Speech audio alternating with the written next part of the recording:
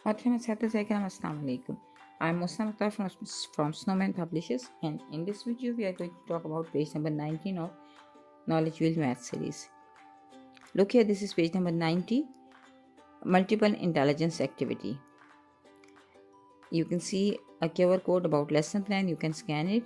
And this is the activity of I Spy a Shape, यानी बच्चे जो हैं शेप्स के बारे में ये एक एक्टिविटी है जिसमें बच्चे शेप्स को पहचानेंगे। तो इसमें आपको चाहिए ये कि आप मुख्तलिफ मटेरियल्स की मदद से आप सर्कल, ट्रायंगल, स्क्वायर और रेक्टेंगल जो कि आप बता चुके हैं, जो बच्चों को आप रिकगनाइज़ करवा चुके हैं, आप उनकी शेप्स काट लीजिए। अच्छा, ये एक्टिविटी एज वेल एज़ हम 3D शेप्स में भी कर सकते हैं। बच्चों को यही आप क्योंकि बच्चे 2D 3D शेप्स दोनों देख चुके हैं और आप बच्चों को बोर्ड पे इस तरह से इंप्रेशन ड्रॉ करके ये भी बता चुके हैं।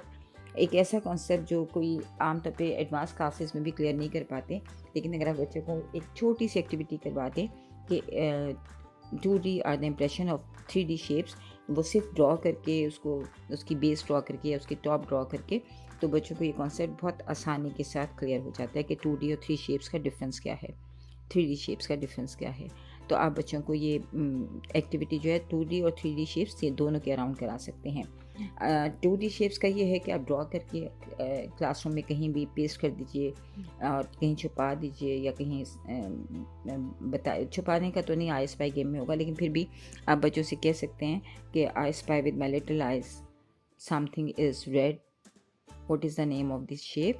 तो इस तरह से रेड सर्कल जो है आपके इर्द गिर्द कहीं ना कहीं मौजूद हो, तो बच्चे उसको आइडेंटिफाई करें, उसको लें और आप उनसे कहिए कि उसको टेबल पे रखते हैं जहाँ कहीं से। फिर इसी तरह क्लासरूम में मौजूद ट्रायंगल, स्क्वायर्स को आप I spy with my little eyes something in green colour and this is the shape of.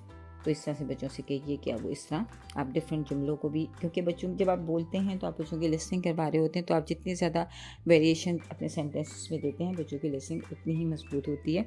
तो आप कह सकते हैं कि I spy with my little eyes something in my room which is in cylindrical shape. तो बच्चे फिर आपको वो चीज़ें ला कर देंगे जो सिलेंड्रिकल शेप में होंगी। तो आप बच्चों को इस तरह 2D और 3D एक्टिविटीज़ या आप अलग अलग भी एक्टिविटीज़ प्लान कर सकते हैं और आप एक ही वक्त में भी ये एक्टिविटी बच्चों से करवा सकते हैं।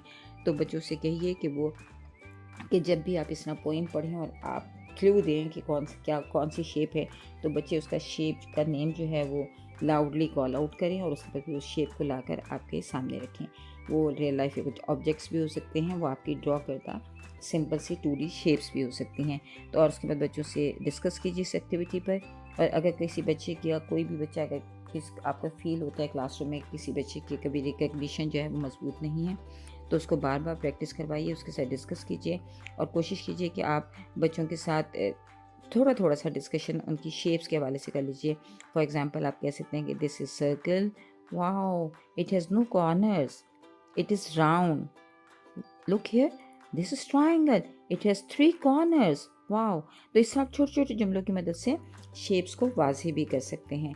तो इस तरह बच्चे जो हैं मतलब इस तरह की एक्टिविटीज़ में जो हैंड्स ऑन एक्टिविटीज़ होती हैं, जो रियल लाइफ एग्जाम्पल्स के साथ होती हैं, बच्चे ज़्यादा दिलचस्पी लेते हैं और उनको कॉन्सेप्ट ज़्यादा क्लियर हो जाता है। और दूसरी कि मल्टीपल इंटेलिजेंस को एड्रेस कर रही है, तो इसमें वो बच्चे जिनकी स्पेशल स्किल्स अच्छी हैं और वो बच्चे जिनकी वर्बल लिंग्विस्टिक हैं, यानी इसमें मैक्सिमम इंटेलिजेंसेस के बच्चे जो हैं वो पार्टिसिपेट करेंगे और लर्निंग करेंगे। शुक्रिया।